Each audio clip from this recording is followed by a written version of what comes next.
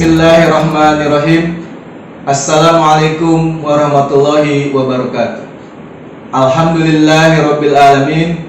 Allahumma sholli ala sayyidina Muhammad wa ala ali sayyidina Muhammad. Berjumpa kembali di dalam kesempatan acara Kultum DPS atau Dewan Pengawas Syariah pada Rumah Sakit Syariah di kesempatan yang baik ini. Salah satu layanan yang diberikan oleh Rumah Sakit Syariah kepada pasien yang sedang mendapatkan pengobatan dan perawatan adalah layanan bimbingan rohani pasien. Layanan ini sangatlah diperlukan oleh pasien yang sedang dalam pengobatan dan perawatan, sehingga mendapatkan pelayanan yang paripurna sesuai dengan kebutuhannya. Nah, dalam kesempatan Kultum DPS kali ini, mari kita simak dan tonton bersama uraian dan penjelasan tentang bimbingan rohani Islam di Rumah Sakit Syariah yang insya Allah akan disampaikan oleh Ustadz Ade Asmari. Mari kita simak bersama. Assalamualaikum warahmatullahi wabarakatuh. Alhamdulillahi rabbil alamin, alladzi an'ama alaina bi ni'matihil iman wal islam was siha wal afiyah. Asyhadu an la ilaha illallah wahdah wa asyhadu anna Muhammadan abduhu wa rasuluhu la nabiyya ba'dah. Allahumma shalli ala sayyidina Muhammad wa ala alihi wa sahbihi wa mawalah. Saudaraku kaum muslimin wal muslimah yang berbahagia, salah satu keunggulan dan ciri khas dari Rumah Sakit Syariah yakni adanya layanan bimbingan spiritual rohani bagi para pasien yang dirawat. Maka dalam kesempatan kali ini saya akan membahas tentang bimbingan rohani bagi pasien di Rumah Sakit Syariah. Saudaraku yang berbahagia, secara umum pengertian dari bimbingan rohani Islam adalah proses pemberian bantuan, tuntunan kepada individu berdasarkan ajaran Islam agar individu tersebut mampu hidup selaras dengan ketentuan Allah Subhanahu wa taala sehingga dapat mencapai kebahagiaan dunia dan akhirat.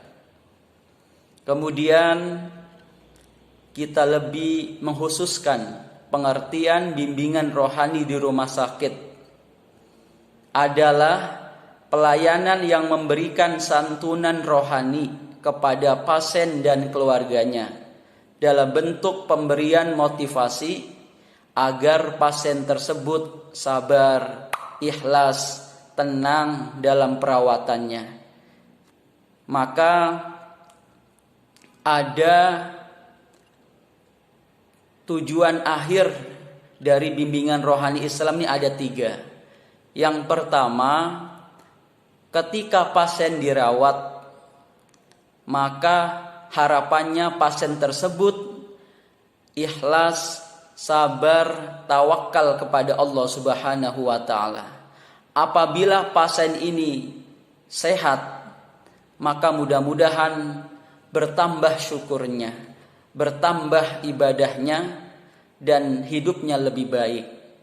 Dan apabila pasien ini meninggal, mudah-mudahan husnul khotimah. Jadi ada 3 tujuan utama dan tujuan akhir dari adanya bimbingan rohani pasien di Rumah Sakit Syariah. Jika dia sakit sabar, ikhlas, meninggal husnul khotimah, dan sembuh mudah-mudahan meningkat ibadahnya. Saudaraku kaum muslimin wal muslimah yang berbahagia,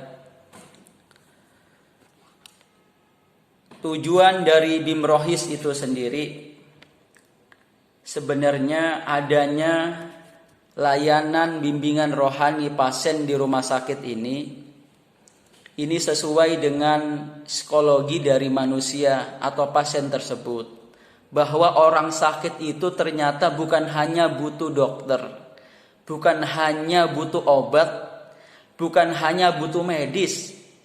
Karena sakit terkadang ada dari aspek psikologi, dari aspek pikiran, dari aspek spiritual. Maka dengan adanya bimbingan rohani Islam, ini merupakan ikhtiar, menyempurnakan ikhtiar medis. Karena pasien butuh juga ketenangan, butuh keyakinan, butuh motivasi semangat akan kesembuhannya. Maka hadir seorang ustadz yang membimbing pasien agar timbul keyakinan, timbul ketenangan, timbul semangat dalam kehidupannya. Saudaraku kaum muslimin wal muslimah yang berbahagia, sedangkan fungsi dari bimbingan rohani Islam secara umum ada 4. Yang pertama, fungsi preventif, yakni membantu pasien untuk mencegah timbulnya masalah pada dirinya. Yang kedua, fungsi kuratif, yakni membantu pasien untuk memecahkan masalah yang dihadapinya. Mungkin ada masalah di pikirannya, kadang menambah beban ketika dia dirawat, maka hadir seorang ustadz yang coba membantu memecahkan masalah yang ada di pikiran pasien tersebut. Fungsi yang ketiga, fungsi preservatif. Ketika pasien itu sudah tenang, maka bimbingan rohani berfungsi untuk menjaga agar terus ketenangan itu ada. Hari ini tenang, besok tenang, sampai pulang dia meningkat ketenangannya. Bahkan fungsi yang keempat dari bimbingan rohani Islam adalah fungsi development atau fungsi pengembangan, yakni pasien ini dibantu ketika dia sembuh, mudah-mudahan berkembang, meningkat ibadahnya, bertambah syukurnya, hidupnya lebih baik dari sebelumnya. Ada 4 fungsi dari BIM Rohis secara umum. Saudaraku yang berbahagia, kemudian kita bahas jenis layanan bimbingan rohani. Ada 3 jenis layanan di dalam bimbingan rohani Islam di rumah sakit. Yang pertama, layanan spiritual, yakni layanan ini mengedepankan aspek spiritualitas agama, mengajak pasien agar yakin ke Allah, agar ikhlas dalam menerima sakitnya, agar sabar dalam proses perawatannya, agar tawakal menunggu kapan dia sembuh, kapan dia pulang.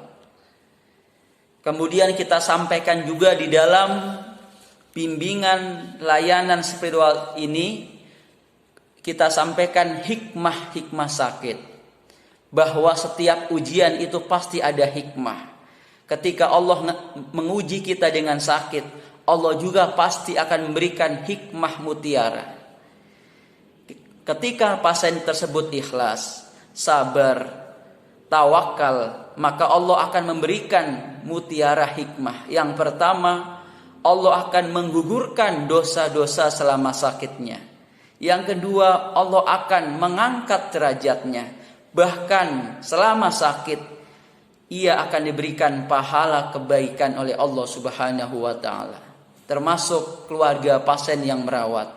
Jika suami sakit, seorang istri merawat dengan ikhlas, maka mudah-mudahan istri tersebut yang merawat dengan ikhlas, Allah berikan kebaikan, kemuliaan baginya. Yang kedua, layanan dari bimbingan rohani Islam yang kedua adalah bimbingan psikologis. Jadi ini sebenarnya termasuk bimbingan hati. Karena orang itu butuh keyakinan. Pasien itu butuh keyakinan, semangat. Makanya seorang bimrohis bukan hanya membimbing aspek spiritualnya, tapi yang pertama justru kita yakinkan kepada pasien bahwa dia insya Allah sembuh. Maka hadir namanya layanan psikologis, meyakinkan pasien bahwa setiap penyakit pasti ada obatnya, dan Allah itu sesuai dengan prasangka hambanya. Ketika pasien sudah yakin dia pasti sembuh, maka Allah ana inda dzanni abdi, Allah sesuai dengan prasangka hambanya. Timbul semangat, timbul keyakinan, timbul motivasi dan sugesti kepada diri pasien. Itulah jenis layanan psikologis. Akhirnya ketika pasien sudah yakin, sudah semangat, timbul ketenangan dalam perawatannya. Yang ketiga, jenis layanan ibadah. Seorang pembina rohani diharapkan bukan hanya membimbing spiritual, psikologisnya, tapi juga membimbing tata cara ibadah. Kadang pasien bukan tidak mau ibadah ketika sakit, walaupun ada memang pasien ketika sakit memang lupa ibadah. Maka fungsi kita mengingatkan, mungkin tidak tahu caranya. Ada pasien yang ingin sholat tidak bisa wudhu, maka kita ajari bagaimana cara tayamum. Pasien yang ingin sholat tidak bisa berdiri, kita ajarkan bagaimana sholat dengan duduk, sholat berbaring dan sebagainya. Dan insya Allah sebenarnya tugas ini bukan hanya tugas seorang ustadz bimrohis, tapi tugas semua karyawan, semua perawat. Dan ini memang keunggulan dari rumah sakit syariah. Perawat bukan hanya kewajiban ngasih obat, ngasih infus, tapi juga kewajiban mengingatkan minimal waktu-waktu sholat. Dan kalau bisa mengajari, membimbing ibadah pasien tersebut. Saudaraku, kaum muslimin wal muslimah yang berbahagia. Kemudian metode yang digunakan dalam bimbingan rohani Islam itu banyak. Secara umum ada metode wawancara. Kita nanya kondisinya, kita menggali fakta-fakta kejiwaannya. Ya, mungkin ada masalah pribadi, ada masalah spiritualnya, ada masalah psikologisnya. Ya, kemudian kita tanya jawab. Kita juga bisa metode terapi, metode hikmah dan sebagainya. Banyak metode yang bisa digunakan dalam bimbingan rohani Islam ini.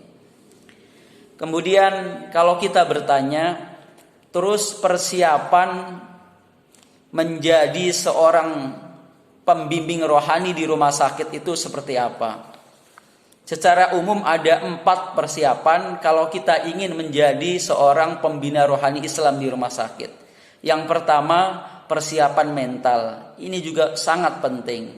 Walaupun kita hafal dalil, hafal Quran, hafal hadis, ya, ilmu agama mumpuni, kalau mental tidak kuat, kadang jadi down.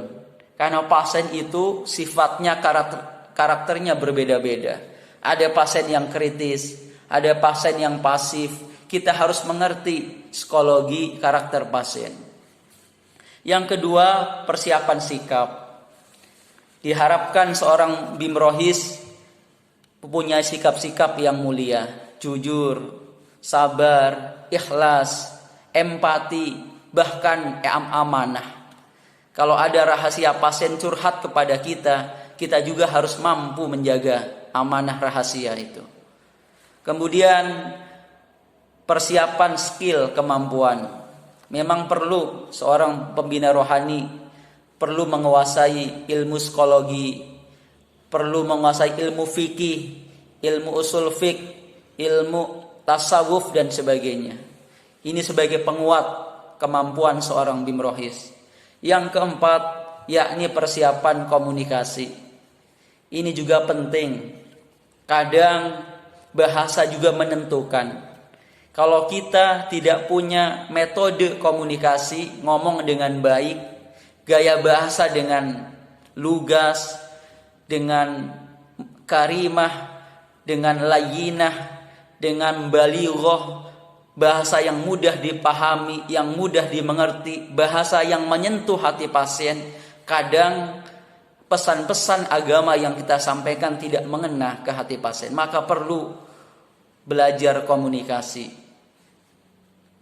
Saudaraku kaum muslimin wal muslimah yang berbahagia, kemudian kriteria dasar menjadi seorang bimrohis ini perlu saya sampaikan agar menjadi standar ketika kita ingin menjadi seorang pembina rohani di rumah sakit. Perlu ada standar kriterianya.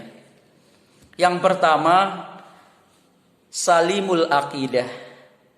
Seorang bimrohis harus selamat akidahnya, harus lurus. Jangan sampai ada pembina rohani yang masih percaya ke cincin, ke hari baik, ke angka sial dan sebagainya. Luruskan akidahnya dulu.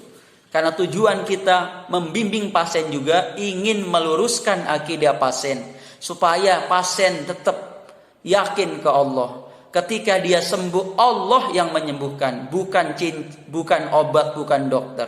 Obat, dokter hanya perantara. Yang kedua, standar dari seorang bimrohis adalah sahihul ibadah. Ibadahnya benar.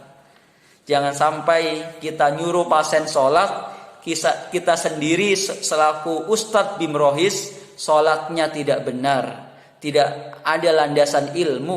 Bahkan na'udzubillah, jangan sampai kita sholatnya tinggal satu waktu pun. Yang ketiga, matinul khuluq. Standar dari bimrohis yang ketiga, matinul khuluq. Akhlaknya mulia, sopan, santun, senyum, ramah ke pasien, ya, memuliakan pasien, menggembirakan pasien. Walaupun pasien lagi banyak masalah, kita gembirakan. Yang keempat, qawiyul jismi. Punya fisik yang kuat. Punya fisik yang kuat. Jangan sampai seorang bimrohis sering sakit-sakitan, baru nengok pasien 10 sudah sakit, sudah pusing, sudah flu. Kita harus rajin olahraga. Yang kelima, musaqqafatul fikri. Punya wawasan yang luas. Seorang bimrohis bukan hanya aspek agamanya, harus minimal harus paham ya tentang dunia psikologi, tentang dunia medis. Minimal harus paham. Karena pasien itu kadang nanya bukan hanya masalah agama, kadang masalah psikologi keluarga, masalah waris, masalah yang lainnya. Ya minimal kita harus punya bekal, punya wawasan yang luas. Yang keenam, mujahidul li nafsi. Ya, yakni bisa bersungguh-sungguh melawan nafsunya. Kita harus punya memanage nafsu kita. Harus ikhlas, harus sabar. Kadang ada pasien yang sedikit tidak terima, ada pasien yang cuek. Kita harus bisa memanage. Yang ketujuh, harisun liwakti. Mampu memanage waktunya, mengatur waktunya. Waktu kita kapan menengok pasien, kapan kita juga mengatur urusan keluarga kita dan yang lainnya. Dan pasti yang terakhir, nafi'ul li ghairihi. Kehadiran kita seorang bimrohis harus banyak manfaat bagi pasien dan karyawan. Jangan sampai kehadiran kita bimrohis mengganggu.